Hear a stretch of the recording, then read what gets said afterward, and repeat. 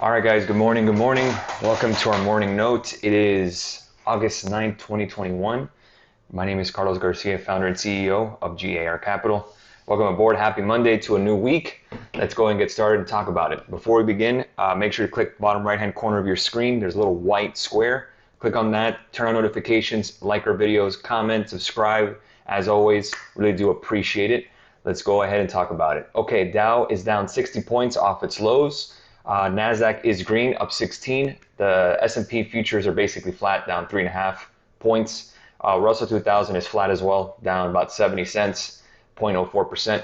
Crude is down, but bouncing slightly off the lows, down 3%.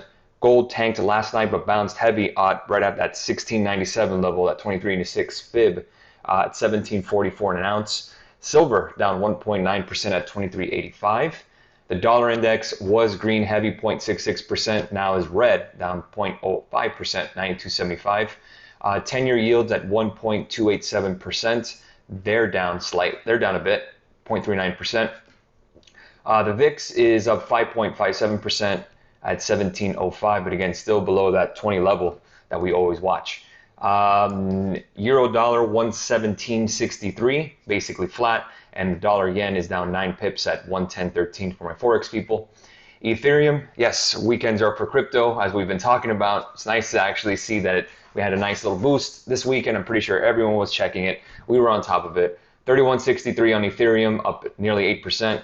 Bitcoin is up 7%, 45,885. I'll give you the spot price here in a second.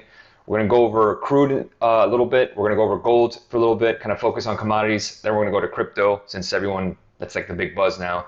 I'll show you my portfolio so you can see what I'm in, and I really haven't done much. So let's talk about it. Let's go ahead and take a look at crude oil. I was reading some news last night that the Chinese were talking about. I'll go ahead and read you the headline. I had it here. There was a flash crash on gold and silver last night. It looks like it was just some trading stuff. Big lots came in for some sells. Lack of liquidity since it was overnight on a Sunday. But yeah, it was a pretty big plunge. So, but it recouped most of its losses. It fell more than 4% early on Monday, dropping $60 in minutes as the sell-off following Friday's better than expected employment data. If you remember, on gold, we popped and then we dropped. So again, while prices bounced back from the initial drop, gold is still under strain. Granted, this is from Bloomberg directly. It closed at levels would be lowest since April after a strong jobs number from the U.S. last week helped break the metal out of a weeks-long trading range of about $1,800 an ounce. Inflation-adjusted Treasury yields spiked on Friday's data, putting pressure on non-interest-bearing gold. The recent slump highlights a worsening outlook for gold bullion, on fears that the strong rebound of the U.S. labor market could see the Fed pull back stimulus sooner than expected. Dallas Fed President Robert Kaplan said that the central bank should start tapering asset price purchases. This is MBS, mortgage-backed securities, sooner rather than later, and also buying U.S. Treasuries. The bullion was down 1%, 17.45 an ounce at 12:20 London time, after earlier touching its lowest since March and coming close to its lowest in more than a year. In the futures market, over 3,000 contracts change hands in 1 minute window, equivalent to more than $500 million in notional value, as an activity surge in typically quiet trading period. Gold, quote, recovered in the course of trading as bargain hunters took advantage of the low price into the market. This is from Fakmar Buterit, a senior trader from a refiner of Harris Metals Germany GmbH & Co. KG. Still, quote, many investors now fear that the Fed will soon start tapering bond purchases, raising expectation of interest rate hikes in 2022 and 2023. So there we go. Again, you gotta understand that gold is usually a safe haven. So let's go to gold. I'm sorry, I have my oil chart up. Let's go to gold here, and we're gonna break that down for a second. So to be fair, in this environment, gold isn't the best to own. I own some coins. I own some little bars in my safe. Nothing crazy, but I own some platinum, I own some silver, I own some gold. So again, it's just something as more of like, kind of keeping some stuff in the safe. I can't even say it's a hobby. My good friend Anthony, who's our business partner, he loves gold. He's a big gold fan. And he's like, hey, come on, just buy some coins with me and keep them. And I was like, okay, I bought some, so whatever. So I do have some gold, yes. I own some Barrick Gold, which is a gold miner. months ago with our investment club. We sold that long time ago. I have to get exact date when we sold it. But yeah, I still see gold under some pressure here. There was looking like there was a double bottom on gold futures. I'll go ahead and bring it up here on the daily, and you can see looked like it was a double bottom, then broke down, and then right here 1697 was support. It bounced back up. So right here would have been the best time to buy, obviously overnight. But again, who's going to look at that? So what we did is that you could see on the 3-week, or let's go in a weekly chart, and actually no, that's a little too far out. Let's go to the 3 or weekly chart. You could see we still have that downward trend. We broke out of it at 1900, came back down. So again, it's still, this line is a little messed up here. Let me go ahead and cancel, remove this drawing here. And you can see we're still within this downward channel. So again, right now it's sitting at the 100-day moving average on a 3-week chart, 3-year chart. So gold here isn't looking that great. It's just, again, it's a hedge against bad news, against a sinking dollar, again against inflation, high rates. But again, as we're getting rates trying to keep higher, gold is kind of in a middle way of being that safety trade against inflation. But now people are saying we're in a deflationary environment. Sounds familiar. Again, we've been saying that. Again, everyone's inflation fears have kind of subsided now, right? So that gold has come down a little bit. Oil has come down a little bit. Interest rates are still kind of stable here. Sure, we're getting spikes here and there, but nothing crazy. But you can see gold is probably not your best bet long term here. Now, if you're looking at a possible play to buy gold on the cheap, really 1700 or 1600 is your level. I'm not saying gold is terrible to own, of course not, but in a growth environment, there's so many better options out there for your money. Again, if you want to own 5 to 10% of precious metals in your portfolio, that's totally cool. Again, that's fine. It shouldn't be your total portfolio. It should be a small slice as a hedge, but it hasn't been a good hedge lately. But what has happened with gold that has changed? What has changed here in the past, let's just say years, let's say 5 years, let's just say here. So we're going to go back here to 2016. Look how much we've spiked, right? We went to as high as 2100 and we came back down. But what has changed? If we look at the correlation between what has fallen now in gold and what has risen in contrast to it, it's Bitcoin. Bitcoin is really your digital gold now. And I do believe that Bitcoin will outperform gold for decades to come. To me, gold is more like the phone company, and I would say Bitcoin is more of the internet. Again, remember phone lines back in the day in the 90s when you had your phone and then you had to purchase a long distance plan?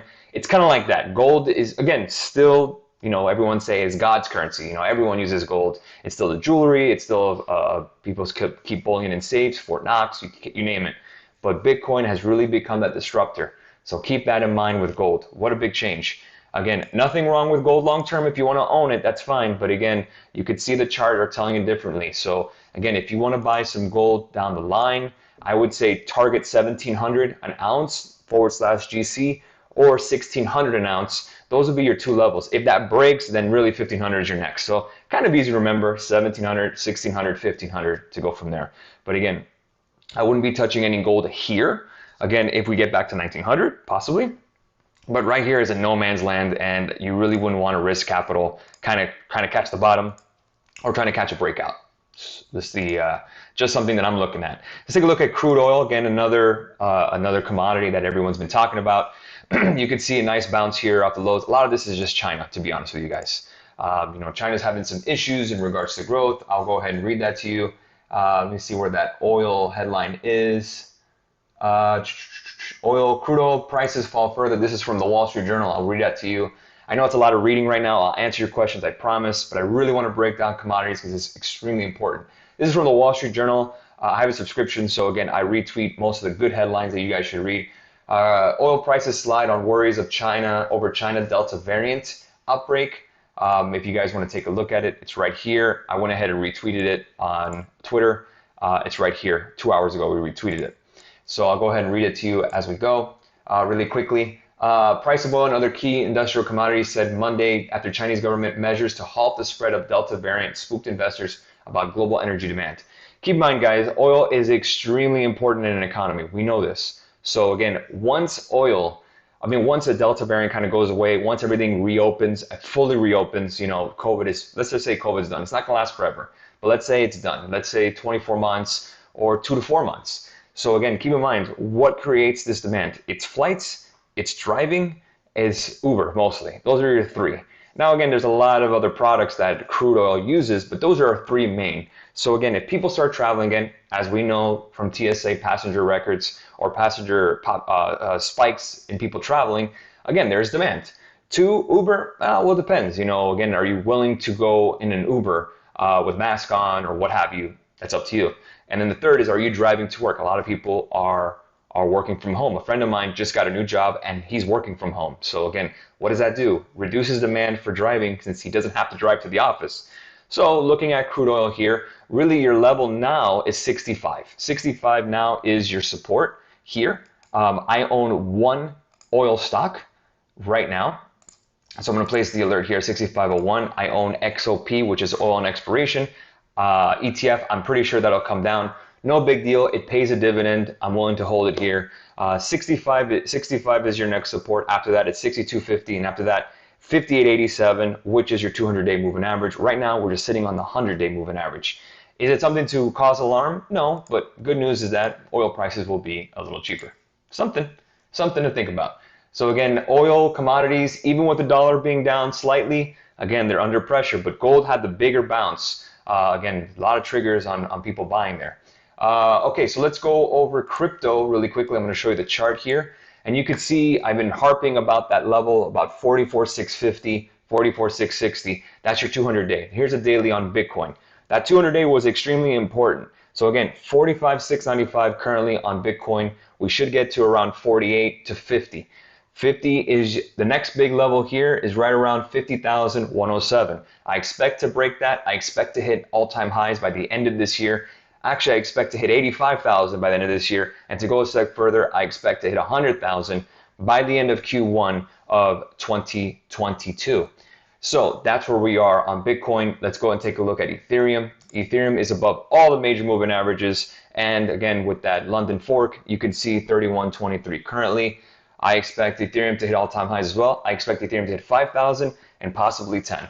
So if you guys want to see what I own, here we go. Here is Coin Tracker. Again, I have this with Coinbase and Coinbase Pro. How I set it up is that I already have a limit order set for 100,000 on Coinbase Pro. So I will sell 2 Bitcoins at 100,000 on limit because I'm pretty sure Coinbase will go down if Bitcoin starts soaring like that. I left it like that. I left the limit order. I'm cool with it. If it sells for 2 of them at 100,000 a pop, I am happy. And then I can move on and see what the next step is. Ethereum, I have not placed a limit order, but we'll see where it goes from there. Again, I like to have some sort of control. Here is my portfolio live. I have Bitcoin, I have Ethereum, I have 88 Cardano. I sold Chainlink to get into 88 Cardano at a profit. Tezos I have, Stellar I have. XRP, I can't buy anymore. I can't sell any because Coinbase does just not support it right now, but I'm up 31%. I own Matic, which is Polygon. I was up a lot more before, obviously, and SushiSwap I'm down is the only one I'm red on. So that's where I'm at currently. Again, you can see the gains on it. Nothing has changed. The only one I buy every week that's automatic is really Tezos and Stellar. I have not added any more Bitcoin or Ethereum at all. So again, possibly, let's see if maybe we'll get a little bit of a dip. Maybe I'll add some, but right now I don't see the full need as I have about 2.23 Bitcoin. I'm looking for that 100,000 level, and then I'm out. And then I'll see if we get a little more of a dip. Maybe we get a nice fall when we hit that level. Possible. Again, I still own a little more. I'm only selling 2, so I'll keep 0.23 left in my digital wallet and let that grow. Who cares? Ethereum, I have right around 13. I'll sell 12, leave 1, and go from there. So that's my live thing. Coin Tracker is a great website. We're not sponsored by them or anything. If you want to take a look at them, there is an elite version you have to pay for. I have the elite version. So again, so you can track all this. Coin Tracker, you need the elite version or the paid version in order to have this set up that way. But I like it. It keeps everything in one shot instead of me going back and forth between Pro and Coinbase Classic. Coinbase Pro really sucks in terms of looking at your portfolio. It's really a trader's platform. Coinbase Classic is really nice looking. You have all the charts, you have your holdings and all that good stuff, but their trading costs are a little more. So it's kind of a balance. So again, if you're looking to trade Bitcoin, I really believe that Coinbase Pro is your best. I know there's Binance out there. I know there's so many others, but I like Coinbase Pro, and Coinbase is just to hold it. And if you don't want to hold it, you can always use a Trezor wallet, which I use, a little digital wallet thing, USB with a password and all that stuff. I have that in my safe. It has a little bit of Bitcoin in there, so no biggie. So I just wanted to show you guys that and where we are.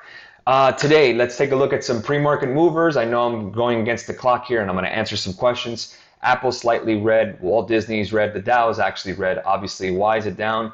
Because the Dow has more industrials, it has more value stocks and more energy stocks. Chevron's down, Boeing's down, JP Morgan's slightly red, Goldman Sachs slightly red, IBM down about 1.21%. On the S&P, AMD is green, Tesla's green, Jefferies just raised profit. They just raised their price target on Tesla.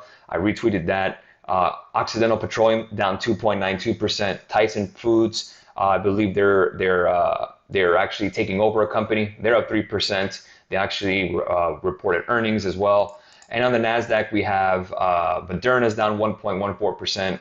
Intel's down 0.20%, Micron down 0.49%. There's a very interesting chart on TrendSpider. Take a look at TrendSpider on Instagram. Good friends of ours. We share each other's stuff.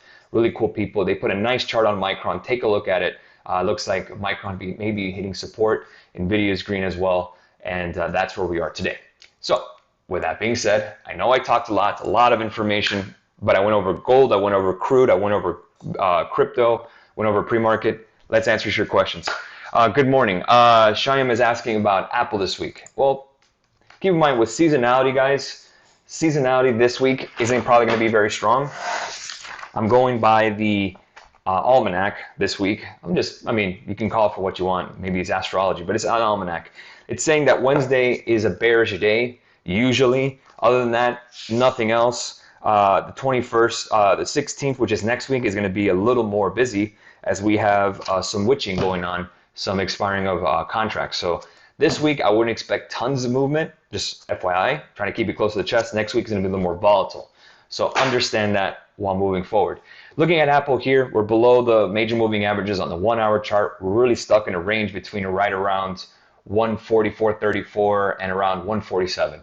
Again, 150 is extremely key. If that breaks, that's bullish. I had an alert at 148.26. It didn't break. Let's see if we get it. It was a loser last week. Apple has been tough, but it has been very good to us as well. So again, I'm not here to give up on Apple.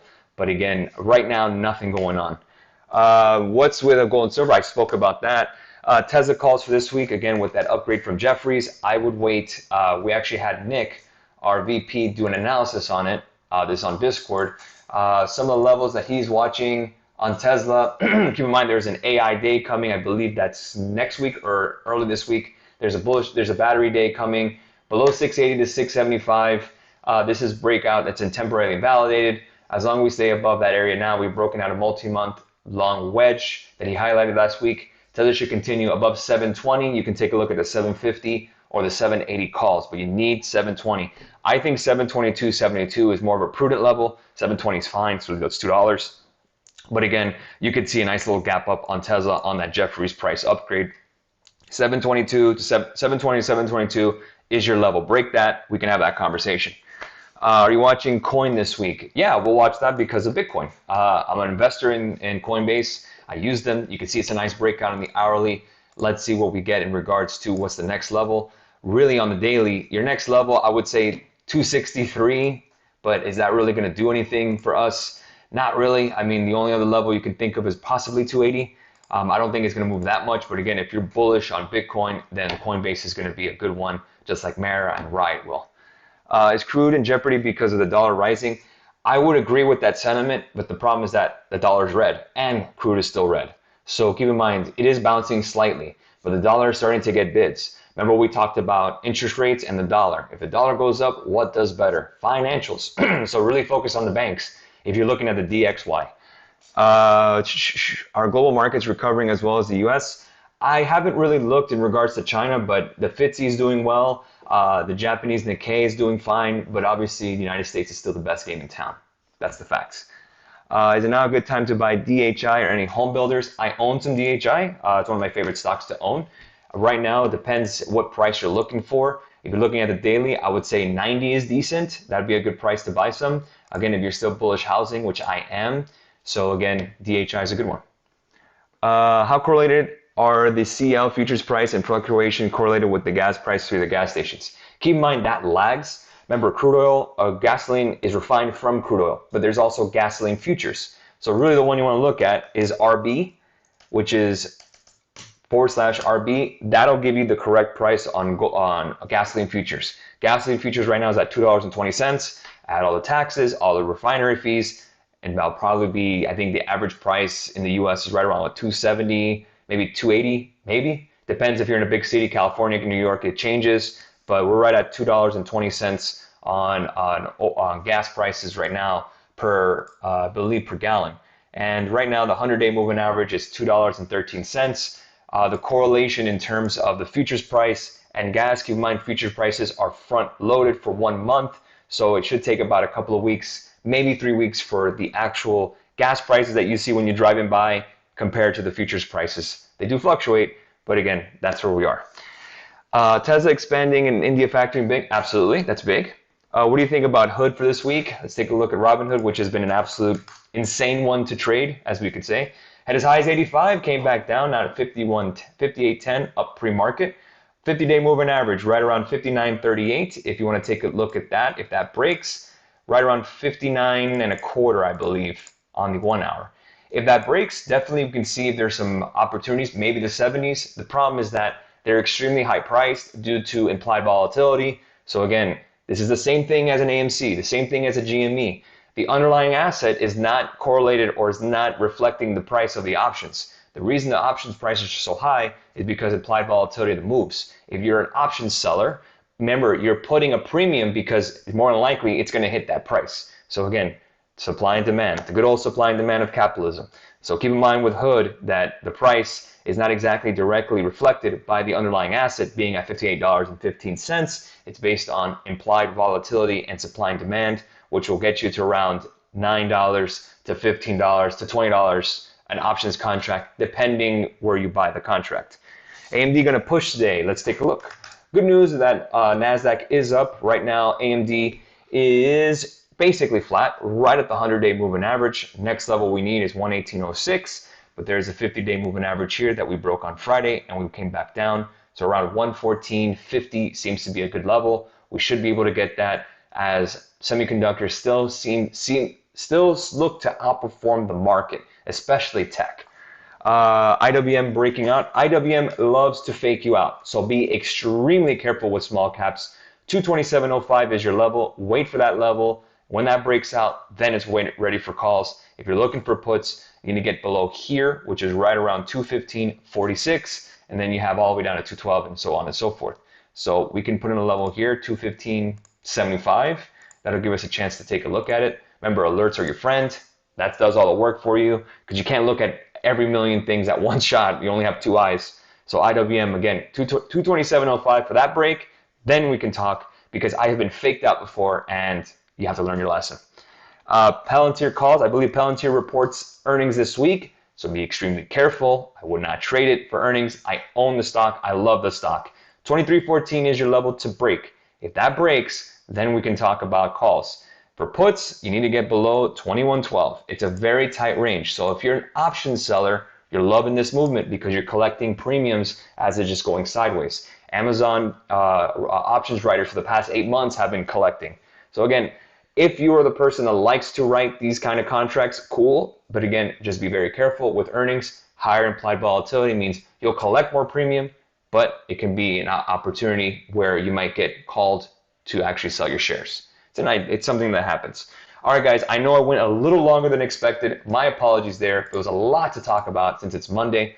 All right, guys, we'll leave it there. Just want to give you a heads up. I will remind you every single day moving forward. I will not be here next week. I will be out on vacation with the wife for a week. So no morning notes, no aftermarket recaps for 1 week, but I will be back the week after to give you all the information you need. So I don't want a ton of hate mail saying, why aren't we on YouTube?